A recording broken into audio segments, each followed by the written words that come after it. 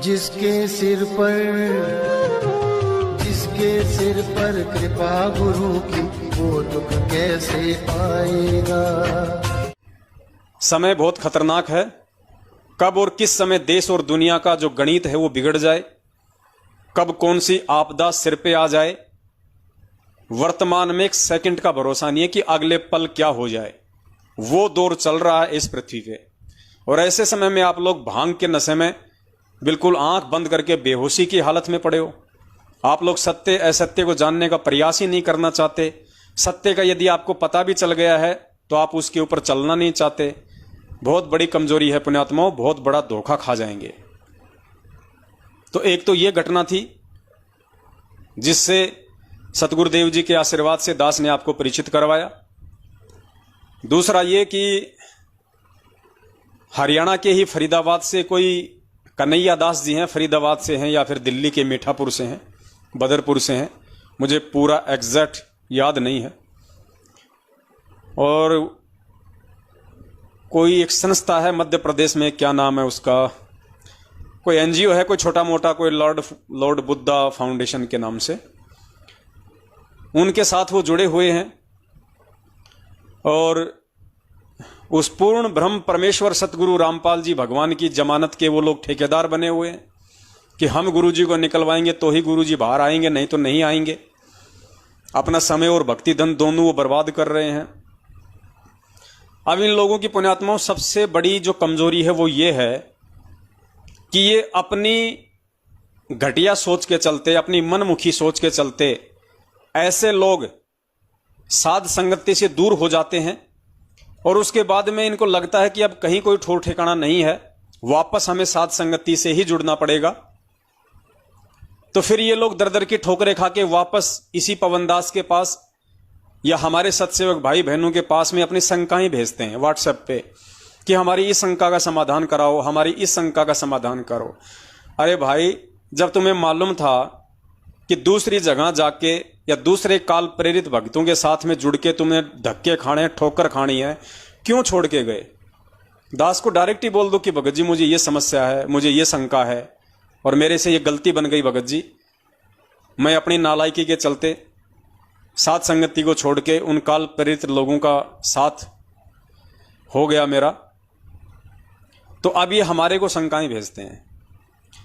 अब इन्होंने कोई जमानत का अभियान चलाया, गुरुदेव की जमानत करवाएंगे, गुरुदेव की जमानत करवाएंगे।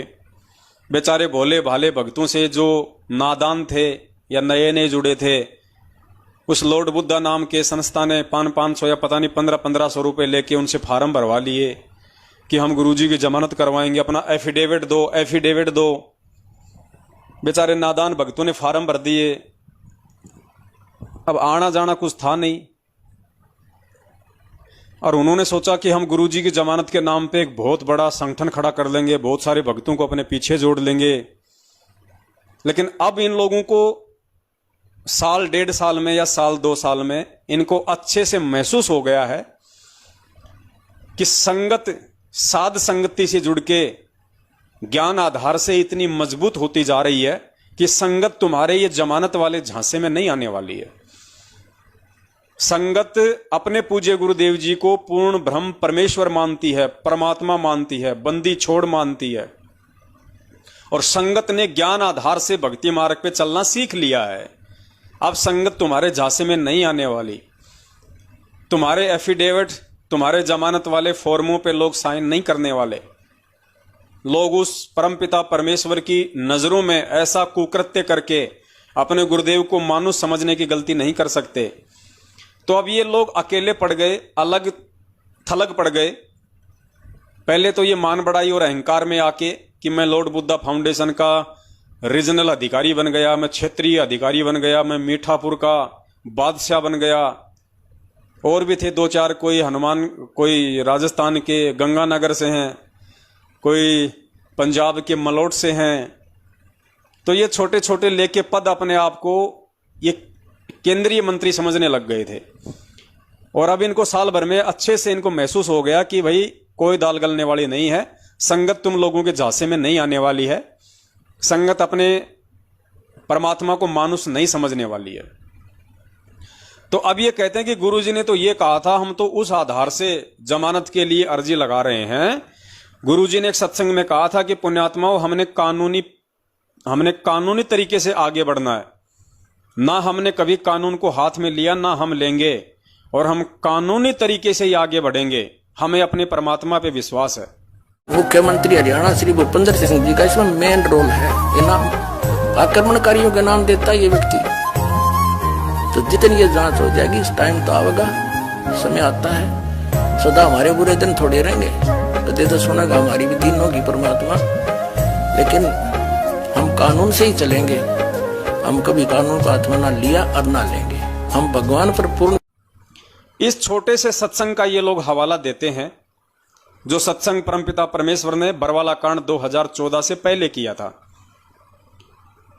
और इसी आधार पे गुरुदेव के उस सत्संग के संकेत को ना समझ के, इशारे को ना समझ के, क्योंकि पुण्यात्मा दास पहले भी कह चुका है, धरती पे तत्वदर्शी संत प्रकट है, और उस तत्वदर्शी संत के सत्संगों को समझना श्रीमद् भागवत गीता को समझने से भी टेढ़ी खीर है। आप गीता को समझ सकते हैं, लेकिन गुरुदेव के सत्संगों में जो संकेत हैं, जो इशारे हैं, उनको समझना बेहद मुश्किल है। उनको तो वही प्राणी समझ सकता है, वही भगत समझ सकता है, जिस पे स्वयं गुरुदेव ने समझने की दया कर रखी हो, दया बख्शिश कर रखी हो। परमात्मा कहते हैं, सब सुमरे अपने अनुमाना, तो गति लखी न जाए। और कहे कबीर कृपया कर जन पे, ज्यों की त्यों समझाए। जिस पे सतगुरु की मेहर हो, सतगुरु की रजा हो, जिसको सतगुरु समझाना चाहेगा या जिसको आगे खड़ा करना चाहेगा, जिसको निमित्त बनाना चाहेगा, वही उन संकेतों को समझ सकता है। तो ये भाई धोखा खा गए गुरुदेव के उस सत्संग के वास्तविक संकेत को ना समझ के, और मान बढ़ाई में आके इन्होंने गुरुदेव की जमानत का ठेका ले लिया। कुछ समय के लिए ये लोग ठेकेदार बन गए, और अब इनकी स्थिति वो हो रही है जो कहते हैं कि धोबी का कुत्ता, ना घर का ना घाट का। अब ना तो ये उधर के रहे, दो भगत इनके साथ में खड़े नहीं हो रहे, अकेले ये कुछ कर नहीं सकते, और वापस ये मारे शर्म के साथ संगति से ये जुड़ नहीं सकते। लेकिन हमारी तो इनसे प्रार्थना है, विनती है कि भैया, साध संगति का जो प्रोग्राम है, ये कोई सरकारी संस्था नहीं है जो एक मोटी रकम देके आपको जुड़ना होता है। आप अपने घर पे परमपिता परमेश्वर का, जहां भी आपने दरबार लगा रखा है गुरुदेव का, आप उनसे दंडवत समायाचना कीजिए, अपनी उस गलती के लिए आप जी माफी मांगिए, वापस साथ संगति से जुड़ जाइए। हमें तो बड़ी खुशी होगी कि हमारा एक भटका हुआ भाई वापस आ गया। अब पुण्यात्माओं, उस भाई की शंका का परमात्मा समाधान करवाते हैं एक छोटे से सत्संग के आधार से, जो सत्संग पूज्य गुरुदेव जी ने 2014 से पहले किया था।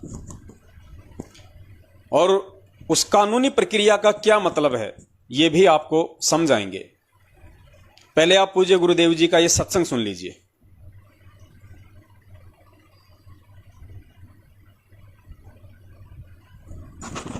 इस सत्संग में, यह 4 मिनट का सत्संग है, इसमें परमात्मा सतलोक आश्रम बरवाला में जब थे तो परमेश्वर ने जिक्र किया करोथा कांड का 2006 का, और 9 अप्रैल 2013 को फिर से करोथा कांड हुआ था, उसका भी परमात्मा ने जिक्र किया। तो परमेश्वर ने जिक्र करते हुए यह कहा है कि भक्तों, तुमने जो शांति दिखाई है 9 अप्रैल 2013 के करोथा कांड में, आगे भी तुमने इसी प्रकार से शांति दिखानी है। भक्तों की रहनी करनी इसी प्रकार की होनी चाहिए। आप लोगों ने मेरी आत्मा को गदगद कर दिया। काफी बातें गुरुदेव ने सत्संग में बताई है कि भगत का काम होता है, भगत कभी डरता नहीं और भगत किसी से कभी लड़ता नहीं है। तो परमेश्वर को मालूम था, क्योंकि गुरुजी अंतर्यामी हैं। 9 अप्रैल 2013 की वो घटना थी, और 18 नवंबर 2014 को गुरुदेव की आंखों के सामने बरवाला कांड घूम रहा था। अंतर्यामी को मालूम था। तो परमेश्वर ने सतलोक आश्रम मैनेजमेंट हरियाणा वालों को और उन तमाम भगत आत्माओं को जो 2014 के बरवाला कांड में काल प्रेरित सतलोक आश्रम मैनेजमेंट हरियाणा की साजिश का हिस्सा बनने वाले हैं, जाने अनजाने में, उन सभी आत्माओं को चेताने के लिए, उनको जागरूक करने के लिए परमेश्वर ने सत्संग में यह संदेशा दिया था कि बच्चों शांति रखना, धैर्य रखना, क्योंकि मालिक को पता था कि काल कांड करवाएगा। और जो मैनेजमेंट है, जो मेरा भाई है, मेरे बेटा बेटी हैं, मेरे रिश्तेदार हैं, वो काल प्रेरित हो चुके हैं, वो अपनी मर्यादा तोड़ चुके हैं, मुझसे दूर हो चुके हैं। ये लोग काल के एजेंट बनेंगे और काल इन लोगों को मोहरा बना के बरवाला कांड करवाएगा।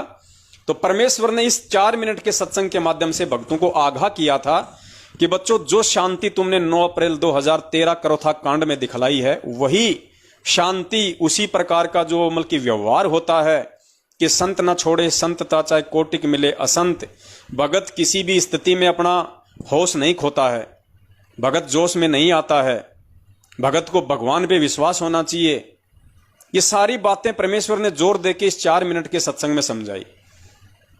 और यही वो कारण था जो परमेश्वर ने कहा था उस सत्संग में कि हम कानूनी तरीके से चलेंगे। अर्थात गुरुदेव ये समझाना चाह रहे थे बरवाला कांड से पहले उन काल एजेंटों को कि भैया हम भगत हैं, हमारा काम है अपने भगवान पे विश्वास करके अपनी भक्ति करना। परमात्मा अनजान नहीं है, परमात्मा नादान नहीं है, या परमात्मा असमर्थ नहीं होता है, वो सब कुछ करने में समर्थ होता है। तुम्हारा काम है अपनी भक्ति करना, ज्ञान को आधार बना के चलना। भक्तों का काम लड़ाई झगड़ा करना नहीं होता है, ये कानूनी लड़ाई है। हम कानूनी तरीके से ही हम इसको लड़ेंगे। अर्थात गुरुदेव के कहने का मतलब यह था कि नालायकों, 2014 बरवाला कांड में अगर तुम्हें मेरे ऊपर विश्वास नहीं है, अगर तुम्हें अपने गुरु पे विश्वास नहीं है, तो कम से कम कानून पे तो विश्वास रखो। ये कानूनी लड़ाई है। तुम लाठी भाठों से, पेट्रोल से, पत्थरों से, डंडों से और बंदूकों से प्रशासन के सामने नहीं लड़ पाओगे। और ये कानूनी लड़ाई हम कानूनी तरीके से ही हम लड़ेंगे। अर्थात ये जो कानूनी जो तरीका था, जिसका हवाला आज ये गुरुजी की जमानत के ठेकेदार लॉर्ड बुद्धा फाउंडेशन वाले और हमारे कन्हैया भाई साहब जैसे लोग लिए बैठे हैं, ये जो सत्संग है परमात्मा का, ये 2014 बरवाला कांड के लिए था कि हम कानूनी तरीके से चलेंगे। ना कानून को हमने कभी हाथ में लिया, ना हम कभी कानून को हाथ में लेंगे, क्योंकि गुरुदेव को पता था कि काल इस मैनेजमेंट को मोहरा बना के मेरे बेटा बेटी, भाई बंधु, रिश्तेदार, दामाद और कुछ नालायक स्टेट कोऑर्डिनेटरों को मोहरा बना के और कानून वालों के सामने इनको खड़ा कर देगा। मालिक को पहले ही इन सब बातों का पता था, इसलिए परमात्मा बार बार सत्संगों के माध्यम से, मालिक को पता था कि ये तो काल प्रेरित हो चुके हैं, ये तो मानेंगे नहीं, लेकिन कुछ जो भगत हैं, जो आत्माएं हैं, जो इनके झांसे में आ चुकी हैं, या जो आत्माएं आगे चल के ये लोग अपने पक्ष में करेंगे, कम से कम वो आत्माएं तो बचें। जो काले कमांडो ये बनाएंगे, जो सफेद कमांडो बनाएंगे, भक्तों के हाथों में लठ पत्थर पेट्रोल बम देके पुलिस वालों के सामने मरने मारने और लड़ने के लिए आश्रम के बाहर उनको खड़ा किया जाएगा। गुरुदेव की आंखों के सामने चित्रण पहले ही चल रहा था, क्योंकि गुरुदेव अंतर्यामी होते हैं। तो उन सब घटनाओं को रोकने के लिए और अपने भक्तों को आगाह करने के लिए परमेश्वर ने 2014 से पहले ये कानून वाली बात कही थी कि बच्चों, ये कानूनी लड़ाई है, हम इसको कानूनी तरीके से ही लड़ेंगे, हमने जल्दबाजी नहीं करनी। कोई दूसरा जो घटिया जो कदम है, जो कर्म है, वो हमने नहीं उठाना। ये था तो परमेश्वर का सत्संग इस मकसद को लेके। और इन लॉर्ड बुद्धा फाउंडेशन वालों ने जो बरवाला कांड के बाद में गुरुजी से नाम दीक्षा लिए हैं, देखा देखी में जुड़ गए। और परमात्मा कहते हैं ज्ञान संपूर्ण हुआ नहीं, हृदय नहीं छदाए, और देखा देखी भक्ति का रंग नहीं ठहराए। तो ये मान बड़ाई के पुजारी, इन्होंने सोचा कि संत रामपाल जी महाराज जी की संगत भी वैसे ही होगी जैसे बाबा जय गुरुदेव की है, आसाराम जी की है, धन धन सतगुरु वाले की है। थोड़ा बहुत इनको लोभ लालच दो, थोड़ा बहुत इनको थोड़ा सा डिफरेंट दिखाओ अपने आप को कि हम गुरुजी के लिए ये करना चाहते हैं, हम ये कर रहे हैं, तो संगत मूर्ख है, हमारे पीछे जुड़ जाएगी। और मेरा जो एनजीओ है, मुझे मेरे एनजीओ के सदस्य बढ़ाने का मौका मिल जाएगा। उनका मकसद था ये। और 500 रुपए के नाम पे वो एफिडेविट बनवाना, फार्म भरवाना, उस संस्था का भक्तों को मेंबर बनाना, तो इन्होंने हो सकता है 20, 30, 40 हजार रुपये भी अपने जेब में डाल लिए। तो मकसद इन लोगों का ये था। अब आप पूज्य गुरुदेव जी का 4 मिनट का वो सत्संग सुनिए, जिससे आपको क्लियर हो जाएगा कि वास्तव में गुरुदेव का मकसद वो कानूनी जो दाव पेच वाली बात है कि हम एक कानूनी लड़ाई कानून के हिसाब से ही हम लड़ेंगे, केवल 2014 के बरवाला कांड को हल्का करने के लिए या रोकने के लिए और अपनी उन तमाम आत्माओं को आगाह करने के लिए था, ना कि आज वर्तमान में गुरुदेव की जमानत के ठेकेदार बनने के लिए। पुण्यात्माओं, अगर ये लोग समझ जाते परमेश्वर के ज्ञान को और परमेश्वर के मिशन को, तो आज ये सत्सेवकों के साथ मिलकर अपने भटके हुए भगत भाई बहनों को जगाने की ओर अग्रसर होते, ना कि गुरु जी के ठेकेदार बनते। भगत बीज पलटे नहीं, चाहे आए पड़ोसो झोल, और जय कंचन बिष्टा पड़े, घटे नता का मोल। यदि सोने को, गोल्ड को टट्टी के अंदर डाल दिया जाए, उसकी कीमत कम नहीं होती। जिसको पता लगता है कि गोल्ड है, उठाकर साफ करके और अपनी तिजोरी में रख लेता है। तो पुण्यात्माओं, हमारे ऊपर जो गंध डाला था, आज जनता को पता चला कि सोने के ऊपर ये दुष्ट लोगों ने कूड़ा करकट डाल दिया था। आज साफ होने पर पता चला कि who is Rampal, who is Kabir God, और क्या था सतलोक आश्रम करो था की सच्चाई।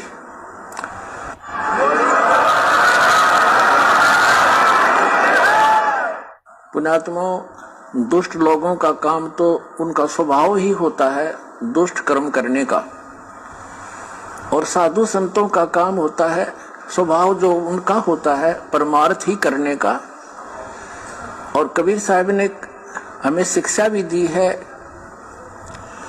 कि जो तोकू काटा बोवे, ताको बो तू फूल, तो हे फूल के फूल हैं, वाह को है त्रिशूल।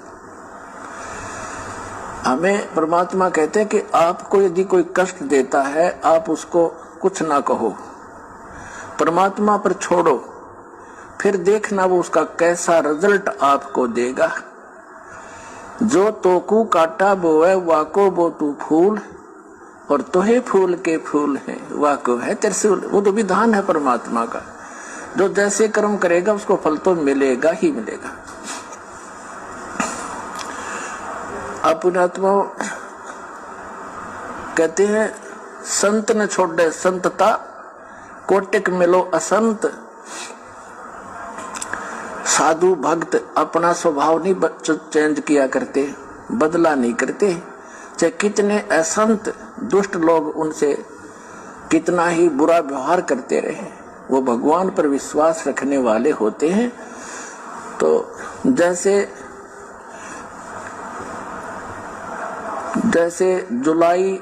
12 जुलाई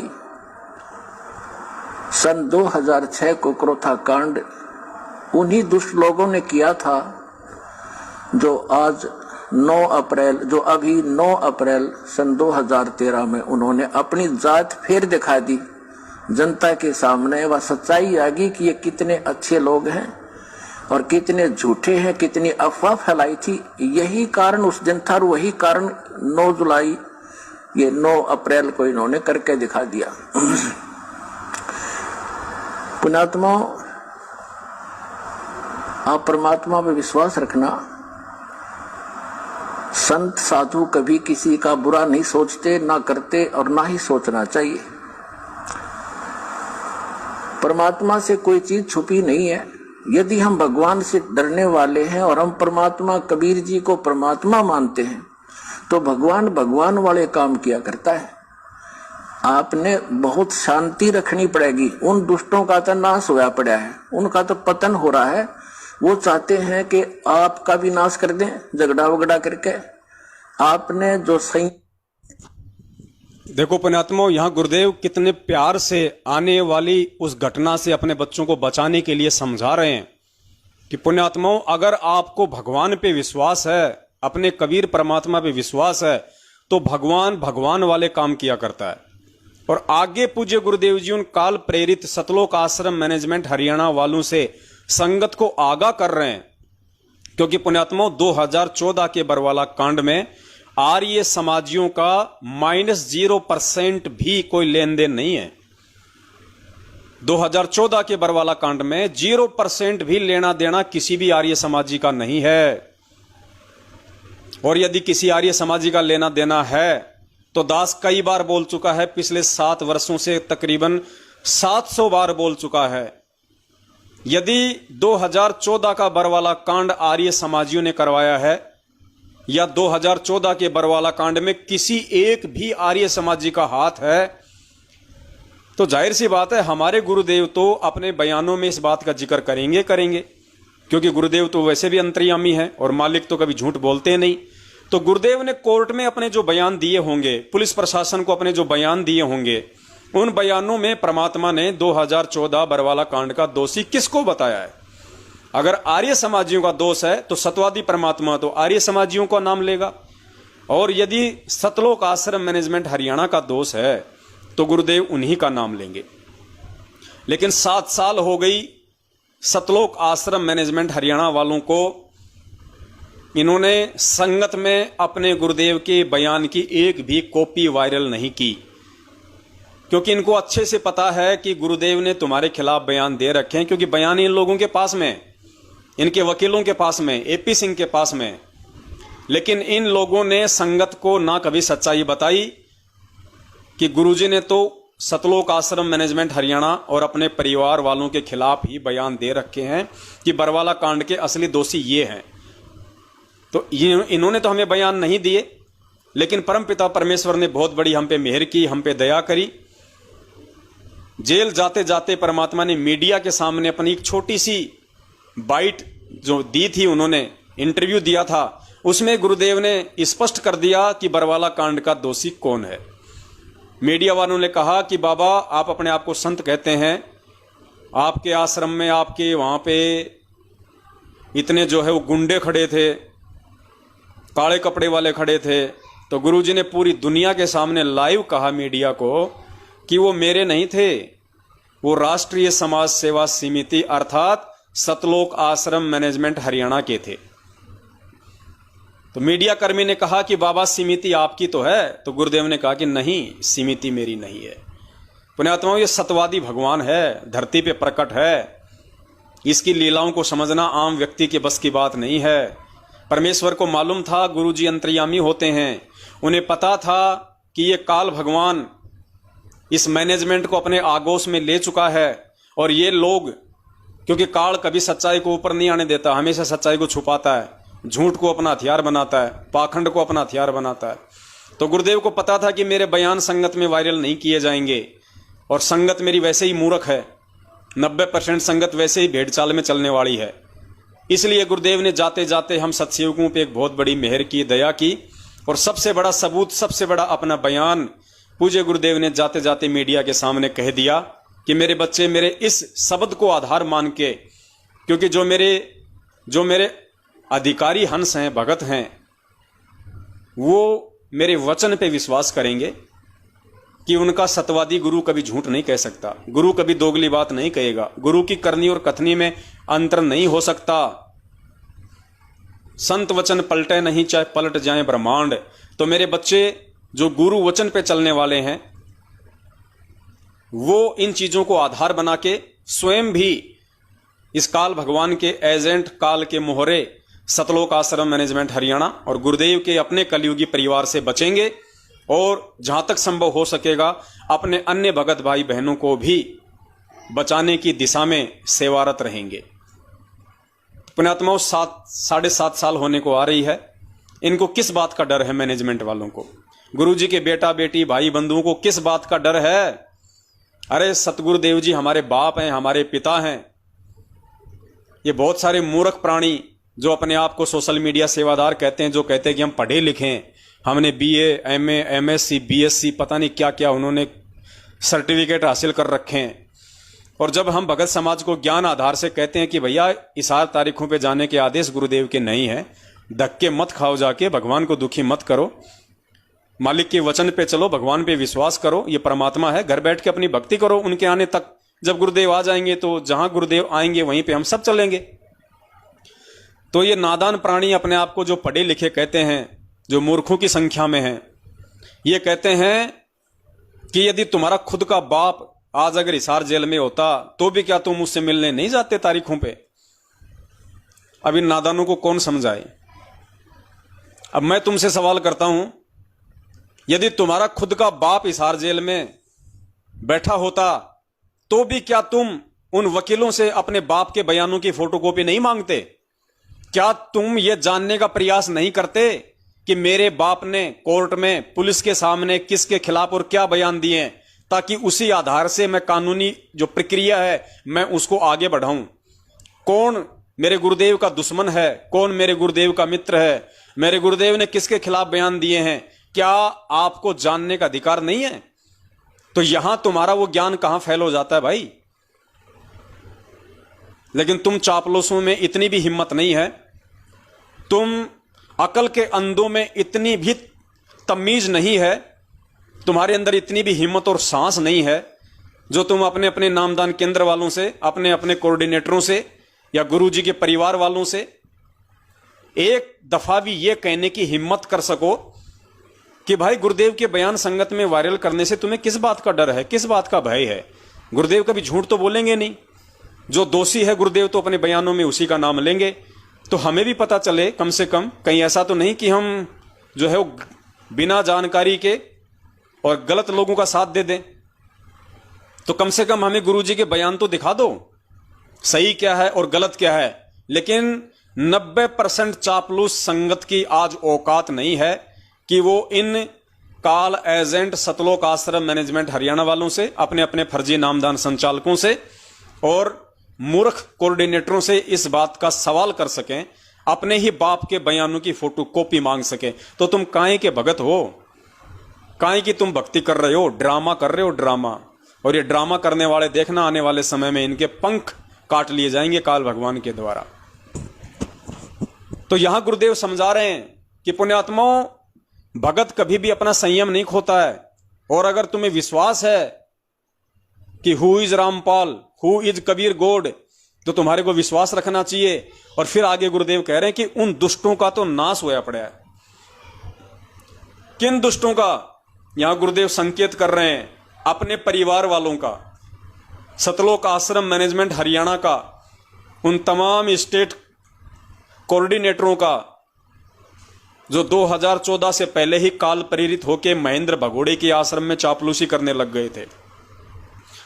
गुरुजी को कम और अपने सेकंड गुरु महेंद्र भगोड़े को ज्यादा महत्व देने लग गए थे, जो काल प्रेरित हो चुके थे। गुरुदेव को पता था कि ये इस कांड में मुख्य भूमिका निभाएंगे, ये काल का मोहरा बने हुए हैं। तो गुरुदेव कह रहे हैं कि उन दुष्टों का तो नाश होया पड़ा है और वो चाहते हैं कि तुम्हारा भी नाश कर दें, अर्थात संगत का भी नाश कर दें। मालिक को पता था कि बेचारी भोली संगत को कि कमांडो बना के खड़ा करेंगे। बताओ, हम पूर्ण परमेश्वर की भक्ति कर रहे, हम अपने आप को कबीर पंथी कहते हैं। और कबीर पंथ की तो वैसे भी एक पहचान है सफेद पोशाक। सफेद पोशाक यानी शांति का प्रतीक, सहजता का प्रतीक, साधुता का प्रतीक, विनम्रता का प्रतीक, आधीनी का प्रतीक। इन्होंने उन सभी मापदंडों के विपरीत और बेचारे हमारे जैसे युवा भक्तों को उस समय, जिनको इतना ज्ञान नहीं था, जो गुरुदेव के सत्संगों पे इतना विचार नहीं कर पाए थे, बेचारों को काले कपड़े पहना के, हाथों में डंडा, पत्थर, पेट्रोल बम दे दे के और उनको कमांडो बना दिया। गए थे आश्रम में भक्ति करने, बना दिया हमारे को वहां पे कमांडो, गुंडा और मवाली, गुरुदेव को बदनाम करवाने के लिए, आश्रम को नष्ट करवाने के लिए, संगत को छिन्न भिन्न करवाने के लिए। तो मालिक को पता था, अंतर्यामी को, इसलिए गुरुदेव बार बार सत्संग में इन बातों का जिक्र किया करते थे कि भक्तों, यदि तुम्हें विश्वास है अपने भगवान पे तो भगवान भगवान वाले काम किया करता है, तुम कानून हाथ में मत लेना। संत का काम होता है सहजता में रहना। जो तोकू काटा बोवे ताको बो तू फूल, गुरुदेव कह रहे हैं। और फिर परमात्मा कह रहे हैं उन दुष्टों का तो नाश होया पड़ा है, वो तो चाहते हैं कि तुम्हारा भी नाश कर दें, अर्थात संगत का भी नाश कर दें। और उन्होंने बरवाला कांड में काफी संख्या में संगत का भी नाश कर डाला, जिसके विषय में गुरुदेव पहले से ही आगाह कर रहे थे। सुनिए। परमात्मा से कोई चीज छुपी नहीं है। यदि हम भगवान से डरने वाले हैं और हम परमात्मा, कबीर जी को परमात्मा मानते हैं, तो भगवान भगवान वाले काम किया करता है। आपने बहुत शांति रखनी पड़ेगी। उन दुष्टों का तो नाश हुआ पड़ा है, उनका तो पतन हो रहा है। वो चाहते हैं कि आपका भी नाश कर दें झगड़ा वगड़ा करके।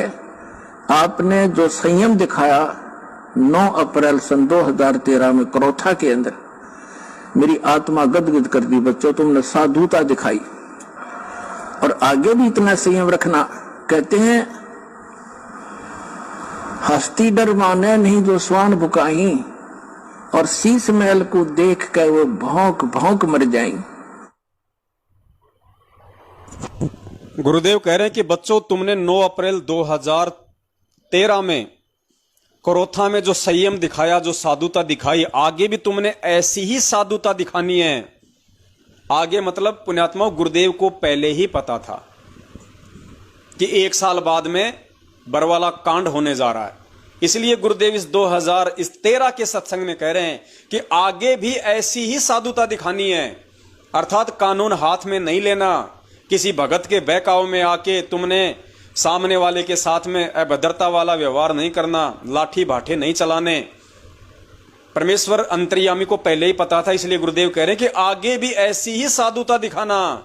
लेकिन पुण्यात्मा, भगत समाज परमेश्वर के इन इशारों को नहीं समझ पाया। ये दास भी निकृष्ट नीच व्यक्ति, जो इन काल एजेंटों के बहकाव में आके वहां पे काले कपड़े पहन के वहां पे कमांडो बन के खड़ा हुआ था।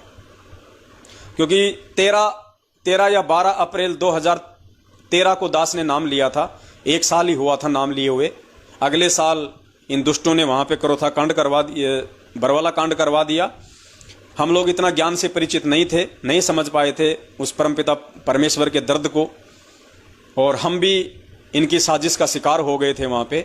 लेकिन 2015 के बाद में परमात्मा ने ज्ञान योग खोला, परमेश्वर ने सद्बुद्धि बख्शी, सारी घटनाओं से परमात्मा ने रूबरू करवाया, और आज परमेश्वर शायद दास के उस पाप कर्म को आज ये सेवा दे के साथ संगति वाली अपने भाई बहनों के साथ में मिलके परमेश्वर की चर्चा, उनकी महिमा का गुणगान करने की सेवा दे के शायद परमात्मा इस नीच के उन पाप कर्मों को धो रहे हैं, साफ कर रहे हैं, जो दास ने अनजाने में, क्योंकि पुण्यात्माओं नहीं ज्ञान था इतना, और हम तो अपने गुरुदेव का आदेश समझ के ही वो सब कुछ कर रहे थे। जैसा कि आज 90% संगत उसी राह पे चल रही है जिस राह पे नादाने में हम 2014 में चल रहे थे। आज ये जितने भी लोग इन फर्जी नामदान केंद्रों पे जाते हैं, इन फर्जी आश्रमों में जाते हैं, इनको ज्योति पाठ और दान का पैसा देते हैं, ये कुपात्र पैसा लेने के अधिकारी नहीं है। गुरु बिन माला फेरते, गुरु बिन देते दान, गुरु बिन दोनों निष्फल है, चाहे पूछो वेद पुराण। गुरु बिन दान पुण्य जो कर ही, मिथ्या होए कबू न फल ही। आज उस 90% संगत की जो आज इन काल प्रेरित लोगों के पीछे लगी हुई है, आज इनकी वो स्थिति है जो स्थिति मुझ पवन दास की 2014 में बरवाला कांड के समय थी। तो मुझे तो ये उम्मीद है कि जैसे परमेश्वर ने मुझ नीच पे दया की इन बातों को समझने और समझाने की, आने वाले समय में यदि कोई अच्छी आत्मा होगी तो परमात्मा उस पर भी दया बख्शेंगे। तो सारी चीजें परमात्मा ने पहले ही क्लियर कर दी थी। तो वो जो कुछ भाई इस समय 5-7 जो उस लॉर्ड बुद्धा नाम की संस्था के पीछे लग के पागल हो रहे हैं और गुरुदेव की जमानत के ठेकेदार बने फिर रहे हैं, उनको परमपिता परमेश्वर जी के इस सत्संग को आधार बना के ये समझना चाहिए कि वो बात जो गुरुदेव कह रहे थे कि हमने ना कभी कानून तोड़ा है ना तोड़ेंगे और हम कानून के हिसाब से ही हम चलेंगे, ये बातें गुरुदेव उन काल एजेंटों को 2014 बरवाला कांड से पहले बार बार समझा रहे थे कि नालायकों कानून हाथ में मत ले लेना, आगे भी ऐसी साधुता दिखाना, आगे भी ऐसा व्यवहार करना, बदनामी का कारण मन मत बन जाना। लेकिन काल एजेंट थे, परमेश्वर की मर्यादा से दूर हो चुके थे और कुछ रजा इसमें उस परमात्मा की भी होती है। मालिक को भी ये देखना था कि देखे 27 साल से मैंने जो ज्ञान दिया है भगत समाज को, 5-10 साल अगर मैं इनसे दूर हो जाता हूं तो मेरे ज्ञान पे वो कितना टिकते हैं, कितना चलते हैं। यहाँ खाली आश्रम में शनिवार और रविवार के दिन खाली खीर खाने आते थे या सत्संग सुनने आया करते थे। तो बहुत सारे खेल हैं पुण्यात्माओं, बहुत सारी बातें हैं। परमेश्वर धरती पे प्रकट है और हर प्रकार से परमात्मा इस जीवात्मा का बल निकालेगा, चारों दिशाओं से इसकी बुद्धि को ओपन करेगा और जो अच्छी आत्मा होंगे, जो अच्छे हीरे मोतीलाल हैं परमात्मा के, जिनके लिए परमेश्वर आते हैं, उन आत्माओं को परमात्मा हर प्रकार से ज्ञान से, विवेक से, बुद्धि से या भक्ति के जो भी 16 श्रृंगार हैं, 5 गुण हैं, परमात्मा सबसे परिपूर्ण करेंगे। अगर कोई होना चाहेगा तो उम्मीद करता हूं अनजाने में परमपिता परमेश्वर जी की जमानत के ठेकेदार जो लोग बने हुए हैं, उनके कुछ समझ में आया होगा। नहीं आया है तो उनको समझने का प्रयास करना चाहिए और इस समय का सदुपयोग अपनी भक्ति में करना चाहिए। आने वाले समय में तुम्हारी खुद की जमानत कौन करवाएगा, तुम्हारा मुकदमा काल भगवान के कौन से कोर्ट में चलेगा, क्योंकि समय बहुत विनाशक है, बहुत भयंकर है। हम लोग कल्पना भी नहीं कर सकते हैं इस चीज की। ऐसा समय आने वाला है जिसके सिर पर कृपा गुरु की, वो दुख कैसे पाएगा। जिसके सिर पर कृपा गुरु की, वो दुख कैसे पाएगा।